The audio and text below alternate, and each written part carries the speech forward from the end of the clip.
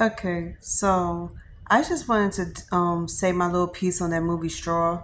I'm not watching that movie. I've been sitting here talking to a lot of people today, yesterday and today. Then I heard a lot of people's side of the story and their, perspective on everything. Because I'm like, at the end of the fucking day, it is what it is. It's like, of course, the movie is supposed to teach you something, but it also supposed to let you know a little something about who Tyler Perry is, because I feel like every movie and play he ever dealt, like he ever created and did, whatever the case is, I don't know. I'm a little high right now, but every little thing he did is basically on his life, and I don't think a lot of people know that all of this stuff is about him. Like he's slowly letting people in on his life and letting people know, hey, I got friends and family that's going through this. I know people that's like this, or my family been through this, so I've been through this. And I was like, don't y'all notice that everything he done made as far as movies and play goes was basically about his life?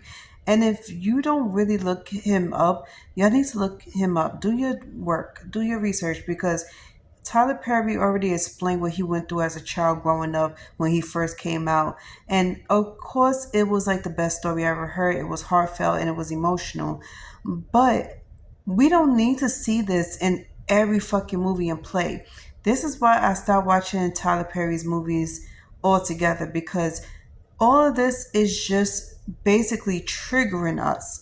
It triggers a lot of black women personally because he makes everything about abuse, homelessness, of black women's struggle.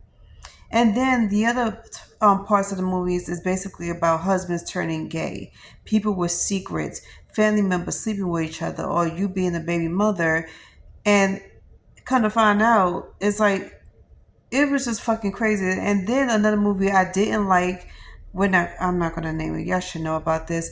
But how you end up creating these two characters of auntie and nephew, whatever, kind of found out the auntie was really his mother. And then it was crazy because he was raised by, I don't know who he was raised by. I think his grandmother. All this time he didn't know that his auntie was actually his mother.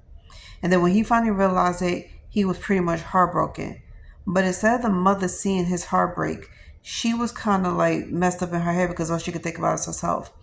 So I'm sitting here like, are we really going to sit here and watch this shit and really give him the satisfaction? Or are we just going to keep it moving? If I was y'all, I would not be watching any more of his movies, especially Straw. I am not recommending this movie. Somebody said the same thing. I heard it from 6 other women today. Today alone, it's a Friday. And so far, I heard up to 6 women saying, do not watch this movie. They are sick and tired of watching all of his movies that's basically about women being done dirty, having psychological problems, being, in the worst position in their lives, from having everything to losing everything. And it's hard to come out of that. Once you watch his stuff, it's like you can't get out of it. By the end of the year, I feel like so many women is going to end up going to therapy because they've been watching so many of his traumatizing movies that it's going to traumatize them to the fullest. That's why I don't watch his stuff anymore, because one, I'm already suffering from PTSD, anxiety attacks, depression, and I don't need all that. And for me to sit here and watch it, like the worst movie I ever watched was No Good Deeds. And then on top of that, it was I Could Do Bad by Myself. And then on top of that, it was A Family That Prays Together. Because that movie caught me by surprise because it started out so good until it wasn't. And it did trigger me because I did had an ex that was doing me dirty, just like how Sanaa Lathan's husband was doing her dirty.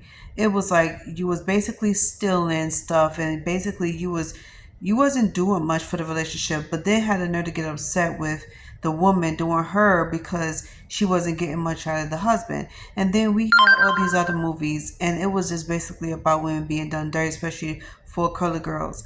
Four Color Girls was the worst movie I've ever seen too, and it left me in tears. So that's why I was telling everybody that I know, don't watch the movie. I don't care if you think it's exciting because of the commercial and everything.